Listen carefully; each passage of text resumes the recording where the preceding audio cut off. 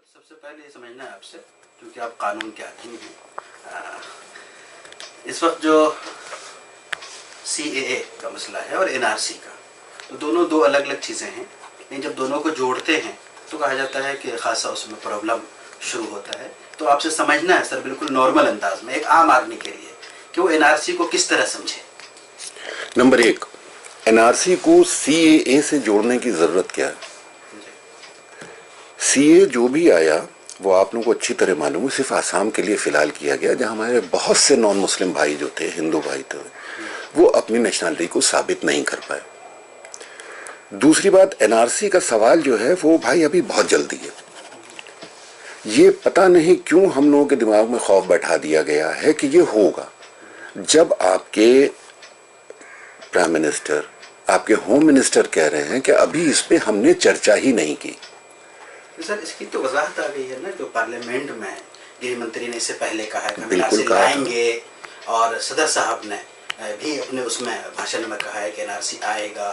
तो इससे ज्यादा पुख्ता सबूत और क्या होगा? बेशक, अगर मान लीजिए NRC आ रहा है, हम आप डिस्कस तब कर सकते हैं जब वो ये कहें कि NRC हम 2003 से लेंगे, हम 87 से लेंगे, या हम 71 से लेंगे, या 47 से लेंगे। ऐसा मतलब जो मंशूर था सियासी, उसमें तो ये मौजूद है कि हम NRC लाएंगे, अपनी जमाती पार्टी लाएगी। बिल्कुल लाएंगे NRC, हम उसको नहीं कहें। जैसे मिसाल के तौर पे हम आपको बताएं, आधार कार्ड बना था, आधार कार्ड में आपको अपने डॉक्यूमेंट दिखाने पड़े या नहीं दिखाने पड़े? ठीक है, आप लोग गए, अपने दिखाए, सबके आधार कार्ड बन गए। अगर मान लीजिए कोई हमारा रजिस्ट्रेशन सर्टिफिकेट बन रहा है, सिटीजन सर्टिफिकेट, तो उसमें क्या डॉक्यूमेंट चाहिए हैं, किस चीज को मांग रहे हैं, जब तक आपको ये नहीं पता चलता है तब तक काहे का एप्रीहेंशन है। हो सकता है मिसाल के तौर पे ये कहे जैसे आधार कार्ड था वैसे ही अपने अपने जन्म प्रमाण पत्र ले जाइए और अपना नंबर लेके आ जाइए। सर ये तो उस वक्त कहते हैं ना जब NRC, वो आसाम के एग्जाम्पल हमारे सामने नहीं होता। आसाम में इतना कठिन और इतना खर्चीला ये पूरा एक्सरसाइज हुआ है, तो हमारे तो मॉडल मौजूद है। अब तो कोई भी आदमी परेशान होगा। आसाम में NRC का क्या मॉडल मौजूद है? जो पूरी प्रकृति हुई है, क्या हुई है आप बताइए। उसमें भी सिर्फ जो कहा गया है NRC, देखिए आसाम के NRC हम थोड़ी समझा दें। असम में क्या हो रहा था कि वहां पे बाहर के लोग जरूरत से ज्यादा आ रहे थे, तो उन्होंने खुद ने सुप्रीम कोर्ट में PIL की थी कि साहब हमारे यहाँ NRC कराइए, हमारे यहाँ बाहर के लोग बहुत आ रहे हैं। सुप्रीम कोर्ट ने इनसे कहा कि जाइए NRC कराइए, उसमें गवर्नमेंट का कहीं कोई दखल नहीं था। जब उन्होंने NRC की तो NRC में बेसिक डॉक्यूमेंट जो देखा जाता है वो देखा जाता है कि अभी तक एज पर एक्ट जो पिछला आपका वो था सेंसस जो जिसको आप लोग कहते हैं, हाँ, वो जो था उसमें आपका नाम था या नहीं था, और उसके नाम की डिटेल और अब जो आप डिटेल दे रहे हैं वो मैच कर रही है या नहीं कर रही है। फिलहाल सिर्फ इतना देखा गया। उसमें जिन लोगों की नहीं मैच कर रही थी डिटेल, उन लोगों को अलग कर लिया गया। अभी तक उन लोगों की भी स्क्रूटनी नहीं हुई है। फिर ये उन्होंने CAA, उसमें पहले से ही एक लफ्ज लिखा हुआ था, इन्होंने बस स्पेसिफिक कर दिया, जिसकी वजह से एक थोड़ा सा कंफ्यूजन है कि XYZ जो है होंगे और A नहीं होंगे, ये नहीं का नहीं होंगे, इसके अलावा कोई नहीं होंगे।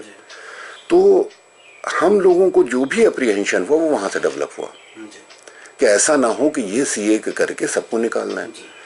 अब उसको अगर आप थोड़ा सा डाइवर्सिफाई करें तो उसमें साफ लिखा है कि वो चाहे हमारे हिंदू भाई भी हैं, वो अगर पाकिस्तान से आए हैं, अफगानिस्तान से आए या बांग्लादेश से आए हैं, तभी उनको नेशनलिटी मिलेगी।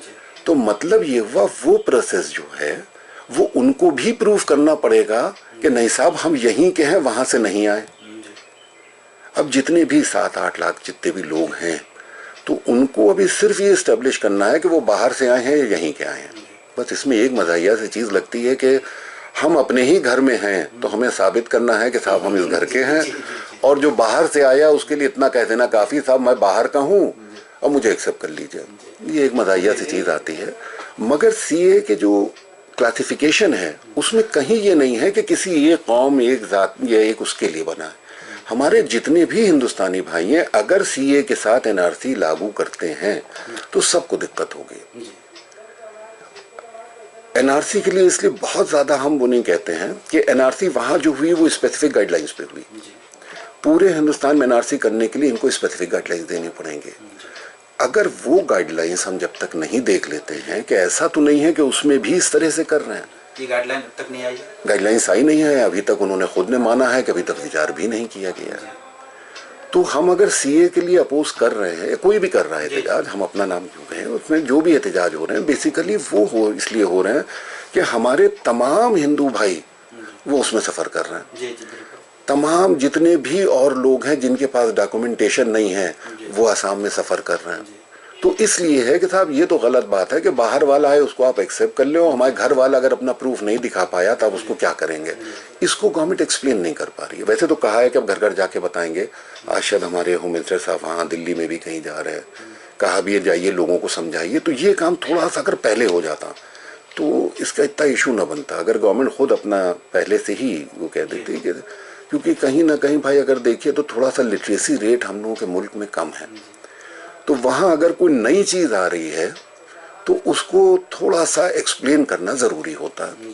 और जो लोग कहते हैं कि साहब लोग भड़का रहे हैं, लोग वो कर रहे हैं, तो भड़का नहीं रहे, बस हर इंसान मौके का फ़ायदा उठाता है। सर भड़काएंगे कौन? इल्जाम कांग्रेस पे है, उनकी क्या हैसियत है सब जानते हैं। यूपी में इन लोगों पे इल्जाम है, ये लोग कहाँ हैं? किसी एहतजाज में नहीं है ये लोग।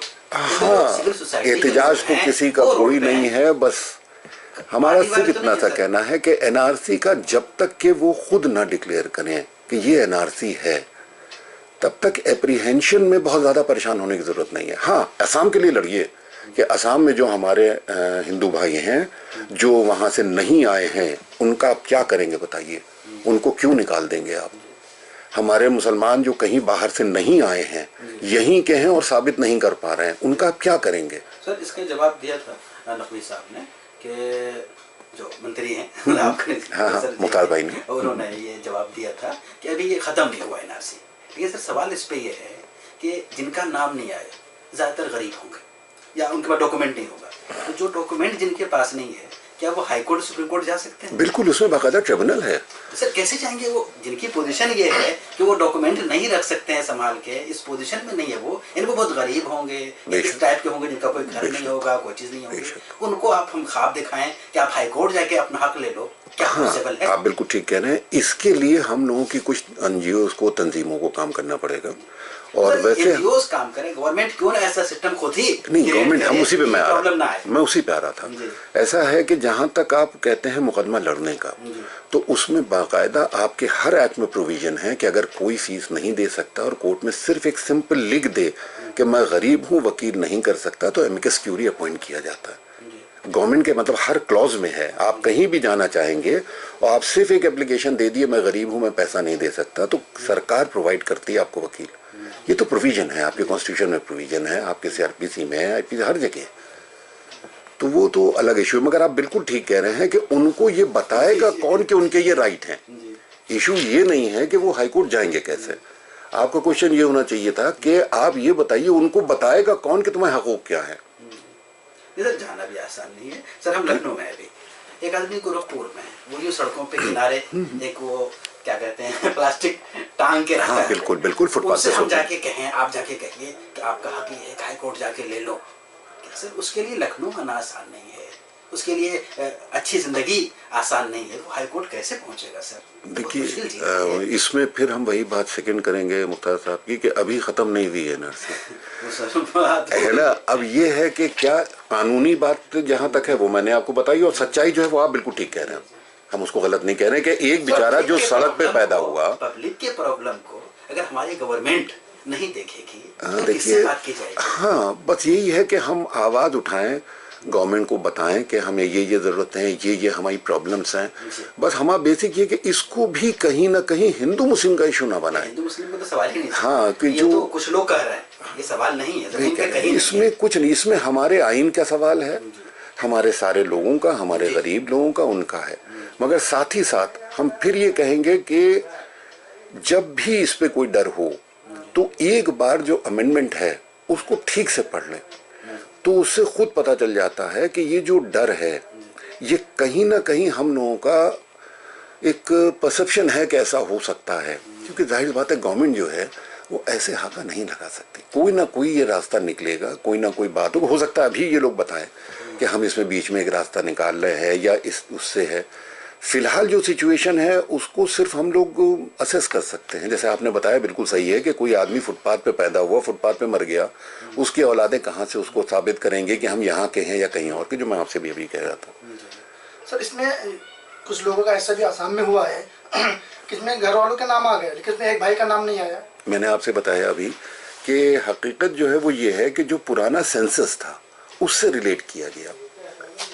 जैसे अभी वो जो एक फौजी थे जो कारगिल की लड़ाई लड़े थे, उनको हुआ के शायद डिटेन किया गया, अब उनको हो गया उनका कंफर्म। वजह यह है कि हो सकता है उस दौरान वो सरहद में हो, उनका यहाँ पे जो भी वो हुआ हो उसमें ना आए हो, जिसको NPR अब कहा जा रहा है। और आसान हो जाता है सर, सेंसस में हमारे दादा का नाम है, वालिद का नाम है, अगर हमारे दादा का सबूत हो गया उस दादा के जितने पोते हैं सबका ऑटोमेटिक हो जाना चाहिए। तो ये तो आपको बताना पड़ेगा ना, आप उनके पोते हैं। बताया तो होगा, ऐसा तो नहीं बताया होगा। नहीं, ऐसा नहीं। सर तीन घर में 4 भाई हैं, 3 लोग का नाम आ जाता है, 1 लोग का नहीं आता है नाम। हाँ, तो उसके बाद उन्होंने जब अपने को पेश किया, उन्होंने अपने डॉक्यूमेंट्स दिए, तो उनको कह तो दिया कि आ जाइए। ये तो एक एग्जांपल है सर, इस तरह के कितने लोग हैं? जितने भी हैं, देखिए ये एग्जांपल उससे हम लोग लेते हैं जो चीज़ हम लोग के सामने आती है। मकसद सिर्फ ये है कि अगर हमारा सेंसस में नाम है, ऐसा कोई आदमी हो जो कहे साहब पिछले सेंसस में हमारा नाम था, इस सेंसस में नहीं है, ये भी काम आप लोगों का एज अ प्रेस। आप लोग वो आदमी लाइए जो ये कहे कि साहब सेंसस में हमारा नाम था और अब हमसे कह रहे हैं कि तुम यहाँ के नहीं हो, तो साहब मैं यहाँ से असम जाके लड़ने को तैयार हूँ फ्री ऑफ